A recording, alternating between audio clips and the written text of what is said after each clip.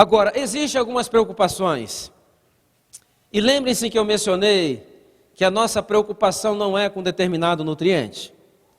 Você está preocupado com o seu aporte de ômega 3? Está preocupado? Se está, não deveria. Você está preocupado com o seu aporte de proteínas? Se está, não deveria. Você está preocupado com as vitaminas? Não. A sua preocupação deve ser somente qual? Quantos se lembram da palavrinha mágica? Já esqueceram? Estão tomando água? Essa palavra chama-se variedade. Se você tem uma alimentação variada, com certeza você vai ter os nutrientes que seu corpo necessita. Se você pensar em apenas um nutriente, você começa então a desequilibrar. A variedade é o que nós então precisamos. Eu mencionei também que essa variedade não pode ser nem muita variedade na mesma refeição. Com relação aos produtos de origem animal, existe uma outra implicação, ou melhor dizendo, uma outra preocupação. E a preocupação é com relação à vitamina B12. Por quê? Na realidade, não existe nenhum animal do planeta que produza a vitamina B12. Nenhum animal produz. A galinha não produz, a vaca não produz, a ovelha não produz, ninguém produz essa vitamina. Essa vitamina, ela é sintetizada por bactérias. Aonde está a presença dessas bactérias em maior quantidade? Onde que está? No chão. Sabe onde elas já estiveram presentes também uma quantidade adequada? No nosso trato digestório, fazendo parte da flora intestinal. Aqueles que vivem lá no interior provavelmente estão colonizados. Quem vive numa grande cidade, que não tem contato com a natureza, não planta uma horta, pega um vegetal e acaba praticamente esterilizando o pobre do vegetal. Então estão completamente descolonizados, além de fermentações, antibióticos. Aqueles que tomam bebida alcoólica, que não é o caso daqui, acaba destruindo essas bactérias, que são as mesmas bactérias que colonizam o intestino da vaca, da galinha, dos animais, que pegam o cobalto e formam a cobalamina, que é a vitamina B12. Então, era plano de Deus que o ser humano recebesse a sua B12 no contato com a natureza. O problema é que nós estamos fora do nosso habitat natural. Vivemos numa cidade, isolados, super preocupados com bactérias, com uma verdadeira paranoia. Eu quero dizer para vocês que esse ano, não sei se foi esse ano ou ano passado, acho que foi ano passado, os cientistas catalogaram quantas bactérias nós temos no corpo humano, quantas espécies. Sabe quantas espécies de bactérias nós temos no corpo humano? 8.700 espécies de bactéria. Existe bactéria na pele, nas mucosas, na boca, em tudo quanto é lugar, bactérias. Aliás, um ser humano de 1,70 m, pesando 70 quilos, parecer um ser humano saudável, ele tem que ter no seu intestino de 3 a 5 quilos de bactérias. Na realidade, nós temos mais bactérias no trato digestório do que células no nosso próprio corpo. A diferença é que no corpo ela está bem organizada estruturalmente, ali está tudo embolado. Então, existe uma preocupação como todo mundo fosse viver livre de bactérias. Não é. Essas bactérias do trato digestório, elas interatuam com o nosso sistema imunológico para nos proteger. É uma simbiose perfeita. Então, como as pessoas vivem fora do seu habitat natural? Por exemplo, se você compra um sítio, vai para lá viver no sítio e começa a plantar a sua horta e ter contato com a terra, e você pega lá a folha de alface e lava simplesmente em água corrente, e as folhas têm pequenos poros, você nunca consegue esterilizar, e nesses pequenos poros tem o quê? Tem bactérias, você começa a comer aquilo e vai se recolonizando. Mas o problema é que vivemos nesse mundo, e aí o que você tem que fazer? Tem que haver uma compensação. Como é que nós vamos compensar? O ano passado, uma pesquisa feita pela Tufts University em Boston, Massachusetts, revelou algo interessante. Revelou, sabe o quê? Que 45% da população está com níveis de B12 abaixo dos desejáveis. 45%. E eu quero perguntar para vocês, 45% da população é vegana? Provavelmente 0,45%. O que esse estudo está nos indicando? Que a deficiência de B12, ela está muito distribuída também entre carnívoros,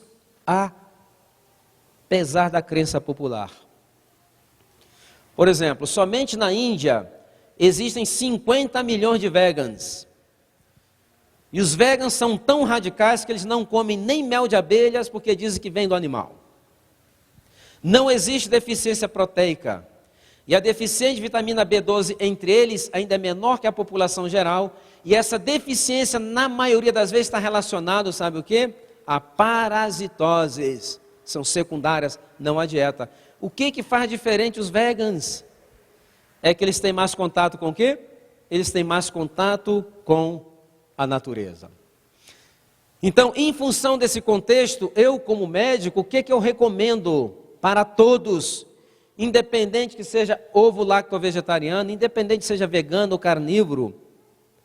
Sabe por quê? Por que alguns animais também nós estão tendo? Porque a vaca que é criada lá no meio do mato, quando ela, na grama, no pasto, quando ela come a grama, junto com a grama o que vem? Essas bactérias, ela engole e ali coloniza e produz a vitamina B12.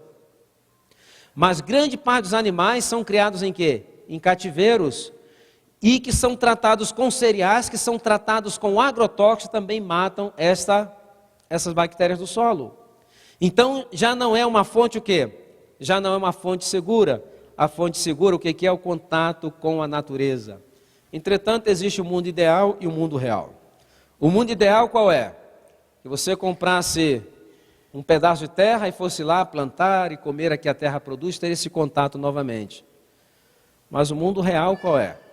Você vive numa cidade, você tem filhos, você precisa de trabalhar, tem que mandar os filhos para a escola.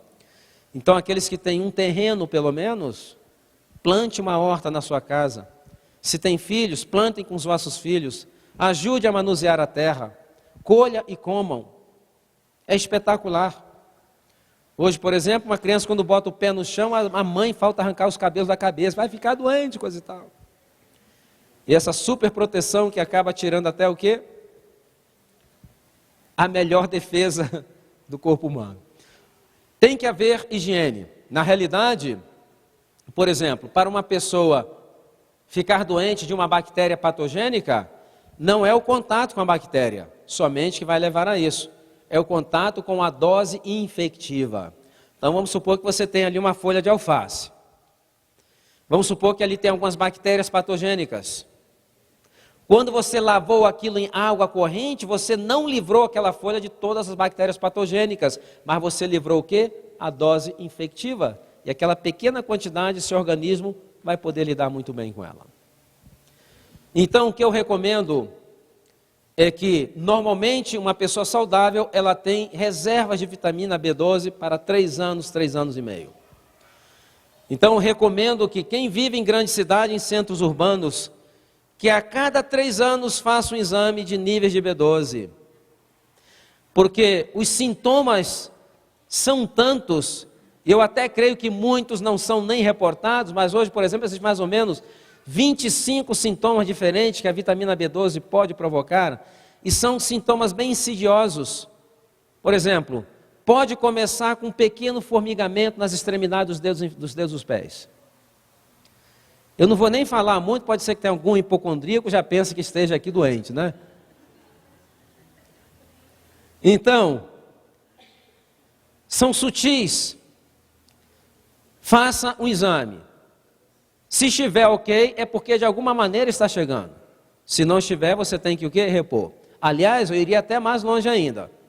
Comece a desenvolver o hábito de consumir produtos, principalmente cereais, que vêm enriquecidos com vitamina B12. E faça o seu exame. Porque existem muitos e muitos problemas de saúde Inclusive alguns quadros depressivos que a pessoa às vezes está batalhando com a deficiência de B12 ou alguns distúrbios neurológicos, ela não sabe. E às vezes nunca cai também a ficha de um médico para pedir um exame de B12. Infelizmente hoje, a solução que nós temos para tudo que nós não sabemos o que é. Chegou no consultório, estou sentindo isso e aquilo, não tenho a menor ideia do que tem, o que eu chamo? Virose, exatamente. É uma virose, né? Manda para casa, dá um remédio e ficamos orando lá para que a pessoa melhore, né? Que às vezes não tem tempo de fazer exames, esperar aquela coisa toda. Então, faça o exame.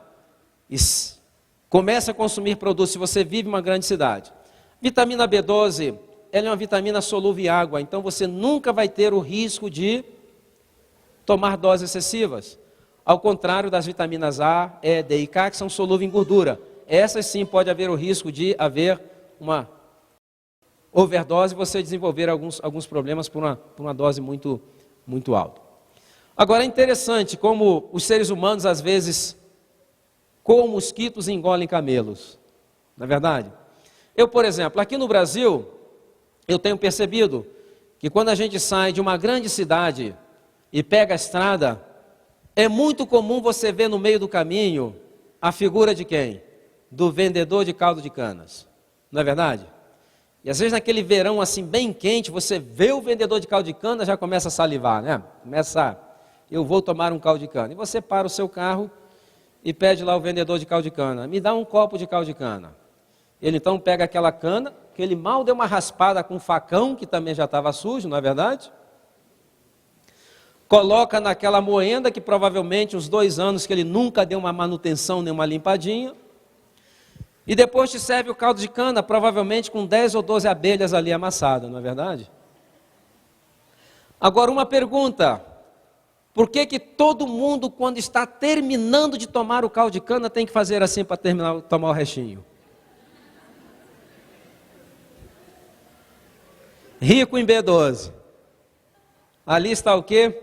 Na realidade tinha que pegar a cana, raspar, dar uma lavadinha, né? Mas às vezes nós estamos preocupados com tanta coisa, acabamos coando mosquito, engolindo o quê? Engolindo camelos. Então creio que tenha ficado bem claro essa questão dos produtos de origem animal. Não tenho como determinar, você vai fazer isso, vai fazer aquilo, aqui está a informação, cada um na sua velocidade, com speed de oração,